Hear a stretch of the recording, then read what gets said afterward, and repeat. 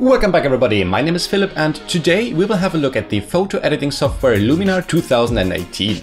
Now I will tell you everything you need to know to use that little editing gem yourself to edit your images, and we're going to go through the following stuff.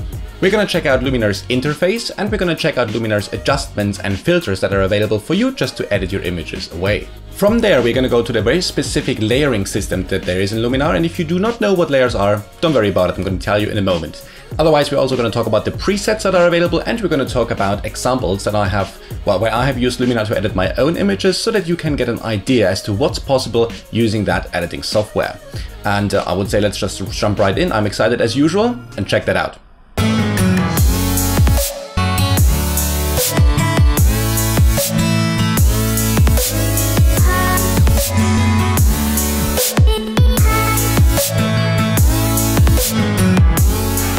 Now there's enough software out there which is rather difficult to use if you're a beginner, right? Because the interface is rather complex, you have too many buttons and too many functions to choose from. Now let's have a look at the interface in Luminar to see if it's something that you potentially would use, something you would like, and then from there we're going to jump into the different functions that are available within the interface. Let's have a look. Alright guys, welcome to Luminar. So let's have a look first at the interface. Mainly there are about 5 areas which are of importance. We have one at the top right here, then we have another one down here where you can see all these different colored pictures. You have one on the right hand side right here where it says layer 4, layer 5 and so on and so forth. And then you have one further down here where you can currently see a couple of colorful bars. Now the 5th one is simply in the center, which is your own image of course. Let's have a look at each of these different kind of areas of that particular interface to see what it does, and at least that should give you an idea what's possible within Luminar. The one we're going to start out with is the top one right here. Now the top seems simple, and that's simply because it is. What you do here is you open files or you close them or whatever you need to do. You can also batch process your images, or you zoom in or out. You can see the before and after by using either the before and after kind of button right here, or you can split the screen in half so that you can slide between the two images back and forth. Simple. Now here you have what is called the history, so at any point in time you can go steps back just like in Photoshop, and I think in Lightroom as well, whereas I'm not too sure because I never actually used these kind of functions. But if you do need to go back in time because you messed up somewhere, you can always do so because it has a full history. And then further on the right hand side you have the tools, and here you can do things like cropping, free transform, clone stamp and erase. Should you have somebody who photobombed your picture, that's the button you want to push. Cool.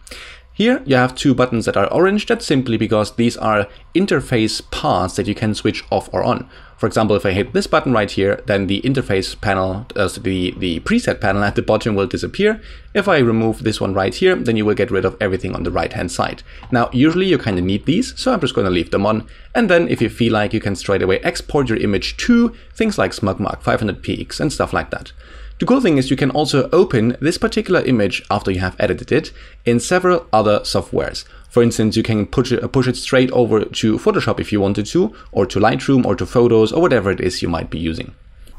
I think that's pretty cool because it does save time if you have to send images from A to B, right? So you don't have to export it and then right click, open with, blah, blah, blah. No, you just choose wherever you want to open it and it's going to open it for you. Cool, so that's the top area. Let's have a look at the second one. The one that I have designated number 2 is the bottom area, where I can see the presets essentially. So what you do is once you load an image into Luminar 2018, it's going to give you all these nice little presets, and there are tons of them. I mean, I can just scroll to the right here for a while and it's going to update live. And here you have simply different looks that will use the adjustments available to actually make the picture look like that. Some of them are a little bit crazy, some of them are really, really cool. And that's really up to you if you actually use presets or not. In my personal opinion, if you can get a certain part on the way or off the way done using presets, then why not? I mean, I do it exactly like that. I find the preset that I like more or less, and then I'm going to take it from there and edit the image and continue to edit the image once I have chosen a preset. That of course only if I find one that I like. But in here you have so many, oh yeah. Now the presets are organized into different categories. For instance, if I click on the category button, you can see you have basic, streets, outdoor, portrait, travel, drama, aerial, and so on and so forth. You can also get more if you feel like, and there are even free ones. If you go to this particular web page right here, you can get a couple of free ones for winter, for example, and things like that. So definitely worth checking it out, especially if you can get free stuff, because why wouldn't you? So that's the preset area. If you click on one of these presets, it's going to make the picture look like that. And we're going to go into a little bit deeper mode, I'd say, later, once we have understood the interface a little bit more. Let's have a look at the third area right here. And for that, we're going to jump over to the layers area on the right hand side. Now, I personally do love layers. Layers are maybe known from software such as Photoshop. If you have never used Photoshop, then most likely you will not know what a proper layer is. Now, in essence, you can imagine a layer just like a stacked adjustment. If I, for instance, scroll down on my layer list right here and I click at the bottom layer, this one, then I have my original image. And I don't think I did anything here. No, I didn't do anything there. So what that means is this is your bottom layer. This is how the image starts out. Now, on top of that, I'm going to put something which is an adjustment. For example, in this adjustment right here, I have brought up the shadows a little bit more. So this adjustment lies on top of the layer before that. So it's going to work, of course, from top to bottom. So now I can see the brightened up shadows if you want, because it's on top of my original layer. Then I have put another layer on top with more adjustments, right? So in this particular one, I have added different color corrections and things like that, just to make it a bit more, how do you say, purple evening, I suppose. And that's why this is on top, of course. Then I have the layer 3, where I potentially did nothing, because I'm doing it every now and again. Yep, did nothing there. I have a stamped layer where I increase the brightness just a tiny bit more. So you see, it's just from bottom upwards, you have different kind of layers. Each layer adds an adjustment, right? Each layer can, depending on what you do with the layer, change the look of your image. Now, the layers themselves, they are a little bit like, there is more to it, of course, because there's also stuff called masking and things. And I have actually made a nice mini tutorial for that as well, which is linked down there in the description. So if you're interested in learn more about layers and masking and stuff like that, just have a look there and yeah, check it out if you want to. Okay, so now that we had a look at the layering system itself, let's have a look at the adjustments that are available. Now, while the layers are somewhere about here on the right hand side, the adjustments that each layer has, they are just below. So if I click, for instance, on my layer 4 right here, I can see all the adjustments that are within the layer 4. If I click on my layer, say 2, then I would have all the adjustments that this particular layer had in it. All right. So always you click on the layer and you will see the adjustments of that layer just beneath the layer panel on the right hand side right here. And the last area that we have to look at when it comes to the interface is, of course, the image itself, which will always update in accordance with the layer you have clicked on. So for instance, if I click on my base layer right here, then I will see the original image. Then I edit the first adjustment, the next adjustment, and the next adjustment, and so on and so forth until I reach my layer 4, which has the last adjustment I had made. All right. And that's all there is to the interface itself. It's really not difficult at all. It's quite simple to use. And once you have understood the layering system together with the filters and adjustments that are available, you're going to love it like a boss. Cool. So that was the interface. Next step we have on the list are the different adjustments and the different filters that you can use to edit your images. So let's jump a little bit, or let's deep dive a little bit more just to see what's actually there. What can you use? What's simple and what's rather difficult? And then also have a look at the presets. So let's have a quick look at the filters and adjustments that are available. So what I'm going to do now, I'm going to just quickly hide the presets because we don't need them right now. So it's actually going to make the interface even simpler. So let's have a look at what we can do. If I, for instance, go back to my original layer, say here, and what I'm going to do quickly, I'm going to clear out my workspace. Cool. So within that original sort of, original picture, I can add adjustments in it. Okay. So I can add filters. And the way that works is you have a blue button that says add filter. Thank God, it's quite intuitive. Now, here's the thing. When it comes to filters, many people are reluctant because it does sound like you just hit a button and it's going to change the look of your image, which you would also associate with presets, I assume, right? Now, the cool thing is what they call filter in Luminar, they have about 49, as of the time of this review at least, 49 different functions, let's call them functions, that you can use to change the looks of your image. Now, some of them are filters because with a button of with the movement of a slider or the push of a button, you can indeed change the look of your image.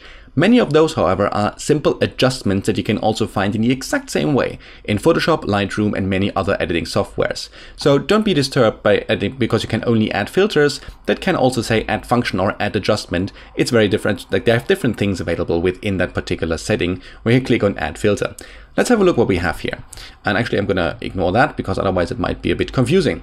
So these are all the adjustments I can add to my workspace right now. So if I know what I'm doing, right, which for me at least is sometimes the case, then I would just go in and I would say, okay, I'm starting out with my image. So I need to start with a raw develop. That's one of the things that you can use. I want to create a vignette at the end. I want to add some more clarity. I want to push the image into a bit more warmth, maybe, right? I want to give it a bit more radiance. So you would simply go in and you would click on adjustments that you want.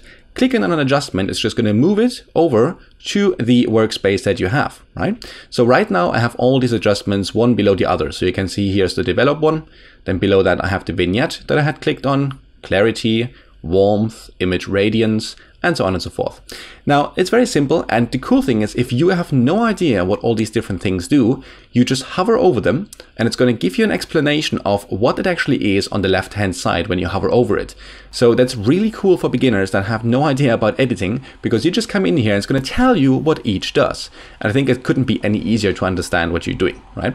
If at some point you know what they do, you can always switch that off by just clicking on the little exclamation point right here, and it's just not going to tell you anymore. But I just leave it on because I think it's a really cool feature, and there are still some things that I haven't fully tested to the bits, but for now I just leave them on. Now, the adjustments and filters in Luminar are clustered into different classes, let's say. So at the beginning you have the essential ones, and here you have stuff like adding a vignette or even the raw develop module that you have here on the right hand side, right? Then you have the issue fixers with things like denoise, dehaze, clarity, and all this kind of stuff which you need to, well, fix issues. And I mean, you know, having haze in the image is an issue, having noise in the image is an issue, so it kind of makes sense that they are clustered as issue fixers. Then you have the creative section, which I do like a lot personally, because you can really quickly change or add a cool feel to the image if you want to. And I'm going to show you a couple of those in just a moment. And then we have the professional one. Here you can do things like change the color balance. You can go into an advanced contrast where you have the chance to adjust the contrast for highlights, midtones, and shadows separately. Then of course color balance, HSL, where you can adjust different saturation and luminosity and stuff like that for the different colors. And then you even have a cool thing that's called LUT mapping. Now, for all these kind of filters that are in here or adjustments, if you head down to the description, you'll find a link to an extremely detailed article that I have composed that goes along with this video, where I go into detail in a couple of these particular filters and adjustments right here, and among others also the LUT mapping if you're interested.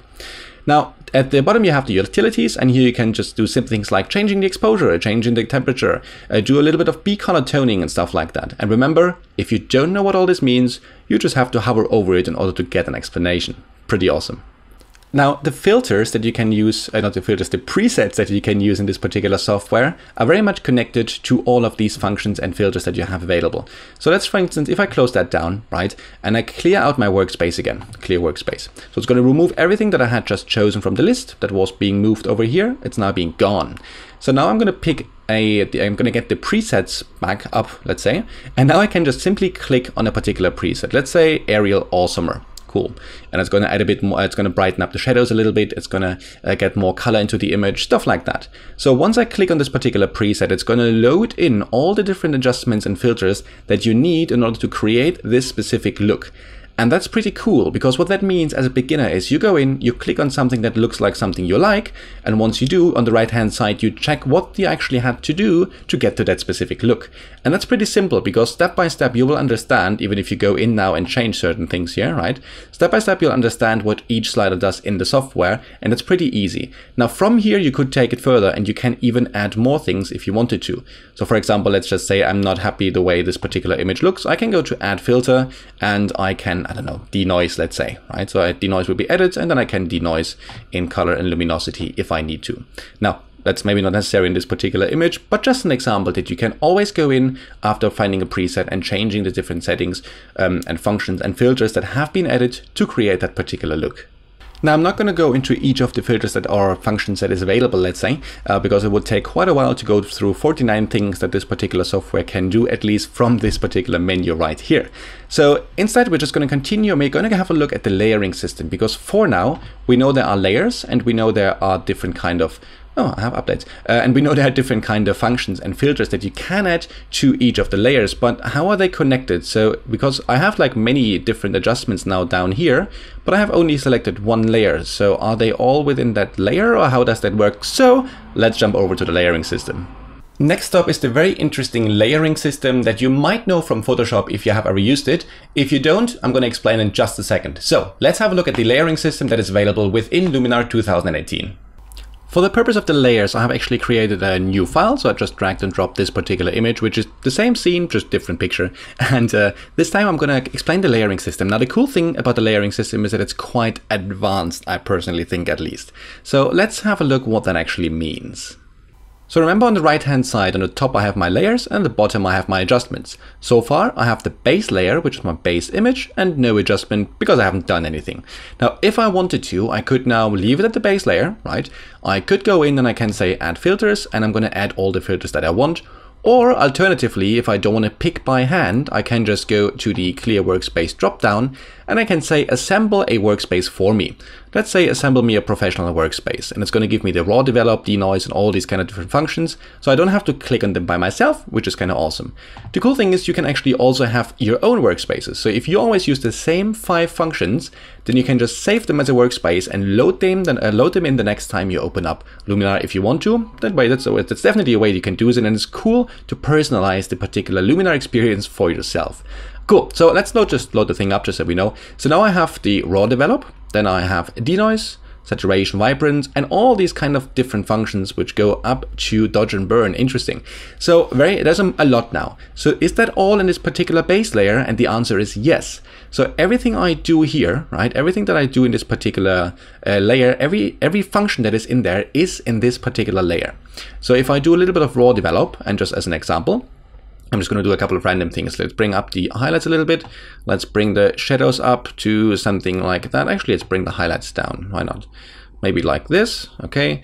And then maybe we can bring the blacks down a little bit more and the whites up just because we can, I guess. Then we can bring the saturation up just for the sky. Let's say to something like, well, maybe something like this. We could also increase the vibrance, but it's going to look crap, I think, in this case. The accent AI filter is cool. What it does, it just simply increases the brightness in the shadows and gives the whole thing a bit more saturation. So I'm going to use that one to pump it up to something like that. And okay, that's not bad. It's simply a bit brighter and a bit more saturation. Now, having done that, this is now all over the place, right? So every part of the image has taken the adjustments that I have made here, okay? Which just makes sense because all these adjustments, they are made in that layer, and that's my base layer. Now, usually if you are from Photoshop, then you would do it slightly different way, right? So you would, first of all, let's clear all this out. So we start out with nothing again, and you would add a layer, add a new adjustment layer on top of the one that you already have. Now here I would usually go in and I would, let's say, assemble my professional workspace.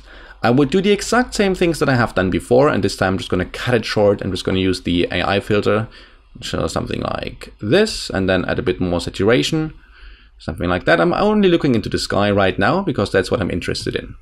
Now, usually you would use that layer, and now you would say, where do I want these particular adjustments to be visible? Do I want them in the sky? Do I want them in the water? Do I want them everywhere? Nowhere? Completely up to you.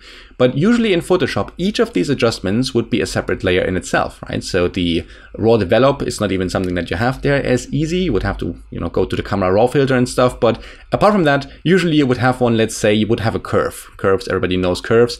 You would have a curve, and this curve would be a layer in itself, right? So you would have a curve as layer 1 here, for example. You do your stuff, and then you say where you want to have it.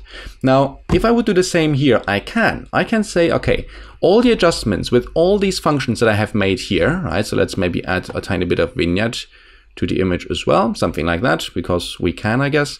And we can also increase the structure, but that might look a little bit crap in the sky. It does, we're going to keep it anyway, just simply because we can. And I also want to have slightly more red or more orange, something like that, whatever. So I'm just looking to get all these things into the sky now. Cool. What do I do? Now, if you look at the layer 1 right here in the layer panel, you'll see it has a brush and an eye. The eye, of course, switches the whole layer, and therefore every different function and filter that is within it off. Okay, you can't see it right now. I can switch it back on. And now if I click on the brush, I can say, how do I want to bring all the adjustments into the image? Do I want to brush them in? Do I want a radial mask or a gradient mask? Let's just use a simple gradient mask, which I'm going to drag from top to bottom to something like, let's say, maybe something like that. Let's drag that actually a little bit out, something like this. Okay, I think that would definitely not look bad. Let's hit the done button. So now all the adjustments that I have made are only visible in the sky itself, right? And not the far-fetched foreground at least. And that's just simply because I have applied a mask. So I have told the software, use all the adjustments, but only make them visible where this particular little thing here is white. So you can see it's on the top half. So only the top half will have all the adjustments. The cool thing is that with Luminar, you can have so many adjustments in one layer that you can really finish the sky in essentially one layer. So you could have one layer with all the adjustments you need to finish that sky after your liking. And once you like it, you just simply tell the software that the sky is the sky and you're good to go. Now you would think that this is quite nice and it's going to save some work because not everything has its own layer and stuff like that. but it's getting even better, and personally I like that a lot. Let's just say I just made the sky more orange, right? Remember, I went somewhere down here and increased the orange slightly here, the orange saturation. Now let's say I want all these functions to be in the sky, but not this particular saturation one that I had created right there, right? Let's say this particular one I only want to be visible down here, but not up here. So because they're all in the same layer, the question is now, is that possible? Absolutely, because you see that each adjustment itself has the eye as well as the brush itself as well. So if I click on the brush here, I can now use, for example, the brush, and I could say where I want to have the increased saturation for that particular orange. So I could say only be visible here. So that's actually pretty cool, because that makes a layer more like a group or a folder than actually a layer. What I can do now is I can say display all of those different functions in the sky, okay? And once you do display them in the sky, I can then go in and say, from what is visible in the sky, I want this function to be visible here, and then I want this function to be visible over here, and maybe this function to be visible over there, okay? So it's pretty cool that all these things can be done within one layer, and then you can determine that the layer has visibility as well as each of the different things you pop into the layer. So I would make one layer for the sky, and then I would simply hit the plus button, get a new layer, and I would do the exact same process for the foreground, right? Alternatively, of course, if you want to, and we don't have to brush that in right now, if you want to, you can just simply apply a preset. Let's say, I don't know, this one right here looks horrible, but might as well go with it. And you could now say, okay, it's loading in all the functions. And now I could go in and I can again say gradient mask, drop that from top to bottom. Here we go. Something like, let's say something like that. Okay, here we go, hit the done button, and now these are only visible in the particular foreground, right? Not the background itself, or the sky rather. And that personally I like a lot, because it makes it very simple to work with it. You just group all the things that you need to fix a specific area, make it visible only in the area, and then decide where each single piece of adjustment will be visible within the whole total area. So you can imagine a layer is more like a group or a folder than it actually is a layer that you might have seen in Photoshop or something like that, and that each different function itself can have its own layer and its own visibility. I think that's pretty cool. Now, it might also be a little bit complicated at first, but do not despair. You play with this for maybe an hour or something like that, and you're going to have that nailed down. And yeah, it's going to be pretty simple to use. If it's a bit too, shocking, remember that you can try Luminar for free, but there's really no harm in giving it a shot. Cool, so now that we had a close look as to what you can actually do if you do use Luminar, let's have a look at a couple of examples so that you understand to what extent you might be able to use that software yourself. So let's have a look at a couple of examples. And this one here you have seen before, that's simply a shot from New York with a beautiful sunset. Now that's already the after version, and if we look at the before, I can just simply activate a little before and after slider right here. Before it was rather yellowish, dull, the foreground wasn't visible at all, and after just maybe 8 to 10 minutes or something like that in Luminar, with a couple of layers that you can see now on the right hand side, I was able to transform it into what I think a beautiful colored purple sunset. And also you can see that there's finally a person in the foreground, which is pretty nice. So little work, big effect for a photo editing software for that cheap. I mean, $70 or euro or whatever is really not expensive, especially considering you do not need a prescription or anything like that. It's pretty neat, and I'm pretty pleased with the result. I might take it into Photoshop later because that's not totally finished yet, but for now, for 10 minutes work, I can totally live with that. This is an image that I took off the Irish coast, in Northern Ireland to be more precise. Now here I wanted to see how does Luminar cope with darkness, because if we do switch on the before and after view, then we can see that before is relatively dark compared to what we had created for the after view. So I wanted to see, can we bring out these colors again? Can we make light into the darkness essentially? And yeah, we can definitely. This image was about 5 minutes work, again not totally finished in this particular software I guess, but just to try again, just to see how fast I can get to a certain result, I was extremely pleased with what I could do. And you can see I have a couple of layers on the right hand side, and I have actually one that is dedicated to the sky. So if I would go back here, you can see I have all the different kind of adjustments that I wanted to have in the sky, just accumulated in the one layer, and then made sure that they're visible in the sky only, at least the ones that I wanted to have. So pretty cool, pretty neat. Let's jump on to the next one. For the next one, you might be wondering, this does not look like Luminar the way you have shown it to us, Philip. And that's absolutely right. So I'm in Photoshop. And why am I in Photoshop if I want to show you before and afters for Luminar?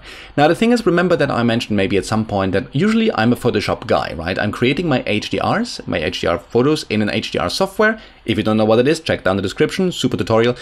Anyway, so I create my HDRs and then I kick them over to Photoshop to finish the processing. Now, usually that would be enough, but now that I have Aurora HDR, I actually have the chance to use it from within Photoshop. And this is that's exactly what I have tried using this particular photo. So let me show you the before and after. So here's the after actually, and this was the before. So the before is relatively dull. There are like a couple of spots in the sky because I had, again, as usual, dirt on sensor or lens or both, can't remember. And if I look at the after, I just intensified that color feel, that purple and that orange a little bit more, made that city really pop, increase also the visibility in the foreground of these nice reflections there, and gave the whole image a nice vignette. So I do love this image a lot, and Luminar made about 60% or 70% of that possible without me actually having to do anything in Photoshop, which was refreshing. So I just wanted to test how it works from within. So the way that it works, you would select your original layer in Photoshop as well. Don't worry, this is not a Photoshop tutorial. I'm just showing you that you just go to Filter, and then you have Skylum software, and here you have Luminar.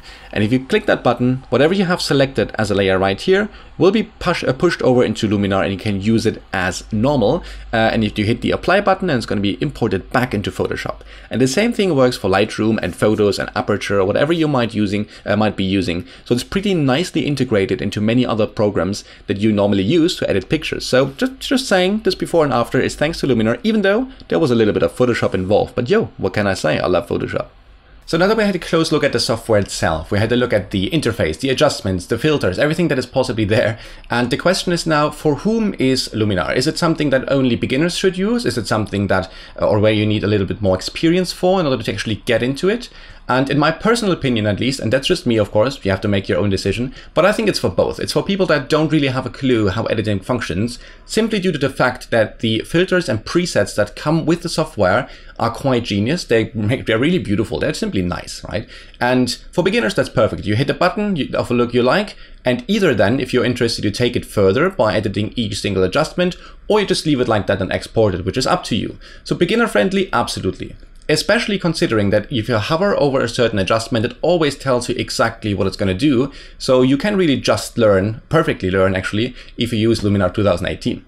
I do believe, however, that professionals alike will find a good joy of using this little software gem there.